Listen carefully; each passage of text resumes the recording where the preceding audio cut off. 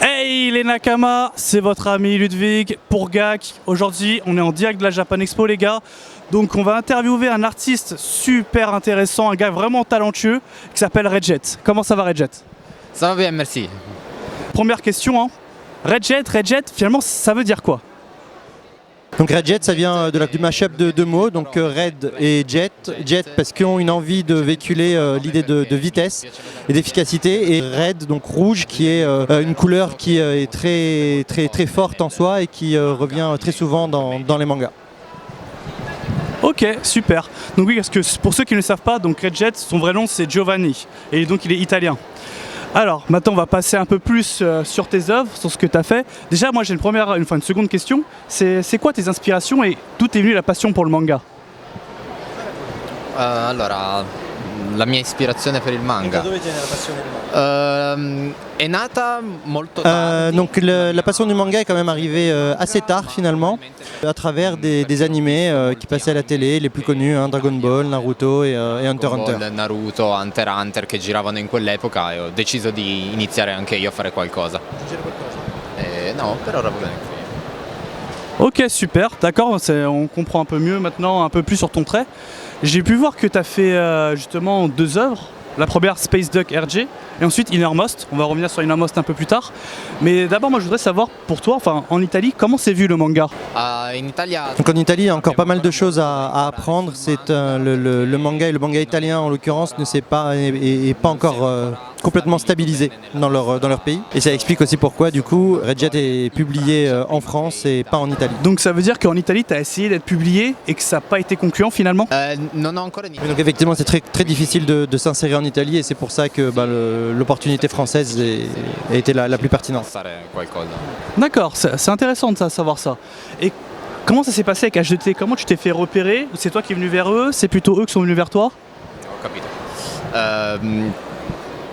Donc H2T a contacté Redjet via Facebook parce que c'est un auteur qui est très présent sur le web et sur les réseaux sociaux et qui poste régulièrement ses travaux sur différentes plateformes.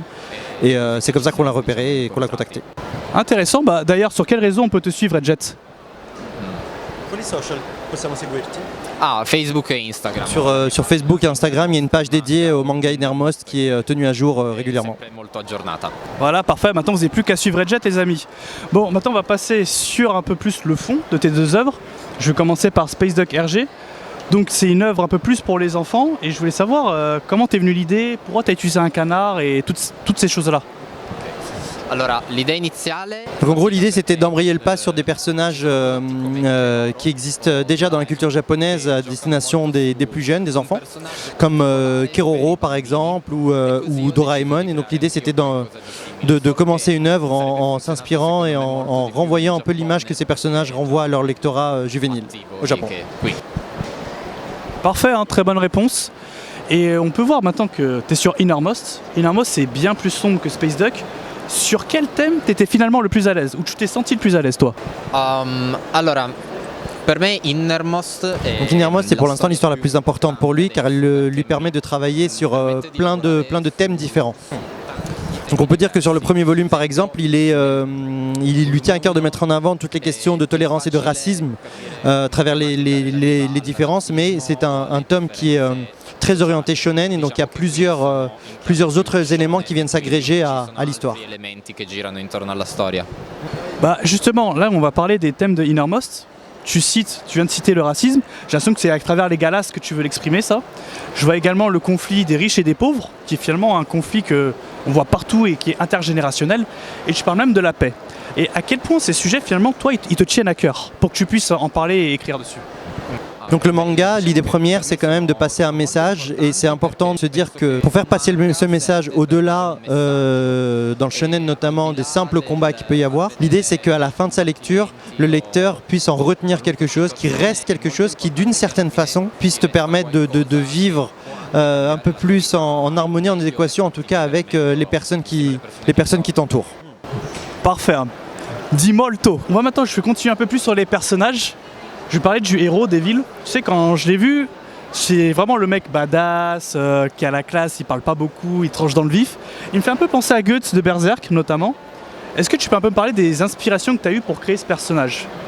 Allora, Donc le personnage de Devil a été créé il y a très longtemps, il y a plus de 10 ans, donc Red Jet avait 16 ans. Dès les premières esquisses, alors évidemment il a pris un parti, n'est pas directement, en tout cas qui n'est pas lié à Berserk, parce que Red Jet n'avait pas encore lu Berserk au moment où il a créé le personnage. Et donc en apprenant et en connaissant un peu mieux, en élargissant sa connaissance du manga et notamment de Berserk, il a véritablement appris à mettre sur papier, à coucher sur papier les émotions pour rendre les choses vraiment plus concrètes. Ok, bah parfait. Donc voilà, donc si jamais il y a des gens qui disent que Devil ressemble à Guts, vous saurez que finalement ça n'a rien à voir avec ça, c'était une pure coïncidence. Je voudrais maintenant parler de Eris. Eris, donc c'est celle qui forme le duo avec Devil. Elle, j'ai l'impression que tu as vraiment voulu nous montrer ces gens de l'élite, un peu comme dirait notre président de la République, ceux de la base et du sommet, et voir qu'il y avait vraiment un décalage entre ces deux mondes. Et je voudrais savoir si ça vient de ton expérience même. Donc le personnage d'Eris finalement se pose comme un perso qui est beaucoup plus proche de nous lecteurs. Nous ne sommes pas des héros et finalement les actions qu'elle va pouvoir mener vont nous permettre à nous quelque part de nous transcender et d'être en résonance avec finalement ce que nous pourrions faire en gros dans le même contexte. piccolo spoiler. Donc il y a une certaine évolution sur Eris, elle va changer beaucoup et elle vous attend sur le volume 2. Bah, le tome 2, en parlons-en, il est quand? C'est quand qu'on l'a? À janvier prochain. Voilà, pour janvier, donc janvier 2020, faudra du Innermost dans vos salons les gens, ça sera important. Fort. Dernière question pour toi, très cher Red. Qu'est-ce que tu pourrais dire à un jeune créateur de manga ou de bande dessinée qui voudrait se lancer dans le métier? Tu lui dirais quoi? Donc de dessiner tous les jours, de dessiner tout le temps, toujours, ne jamais s'arrêter, ne jamais se décourager et ne pas avoir peur de faire des erreurs parce que même quand on se trompe, on arrive finalement, il en ressort toujours quelque chose, on arrive toujours quelque part. Ah voilà, c'est excellent, vous savez quoi faire. Hein. Les gars, continuez à bosser, faites du sale, dessinez. Faut faire ce que vous savez faire et à un moment, ça va payer. Bon, finalement, j'ai menti, c'était pas la dernière question. J'en ai une autre. Est-ce que, outre Innermost, tu as d'autres projets en tête qui vont peut-être arriver dans un futur plus ou moins proche? Donc oui, des projets, il y en a toujours. Il suffit juste de trouver le bon moment pour les dessiner et les mettre en œuvre. Donc ça veut dire que Innermost serait une histoire plus ou moins longue? Per ora 6 volumi. À l'heure actuelle, la série est pensée en 6 volumes. Ok, d'accord, bah on va attendre les 6 volumes déjà. Donc le tome 2, je répète, pour janvier 2020, faudra être prêt. Le premier volume est disponible sur H2T, donc sur leur site marchand ou partout ailleurs. Vous pouvez le trouver à la Fnac, un très bon manga. Et Red Jet, un mot pour la fin, t'as quelque chose à dire? Peu importe ce que tu veux. Grazie per questa. Donc merci beaucoup, vous avez été très sympathique et Red Jet vous souhaite aussi une très bonne continuation dans votre travail et dans votre carrière. Ok, super, bah, je remercie encore une fois Red Jet. Franchement, un super auteur, vous l'avez vu, le gars il est super sympa, il a répondu à tout ce qu'on voulait.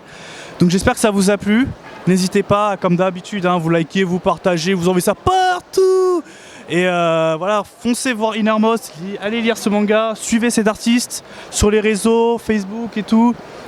Giovanni, Red Jet, voilà, vous savez quoi faire maintenant. Sur ce, au plaisir!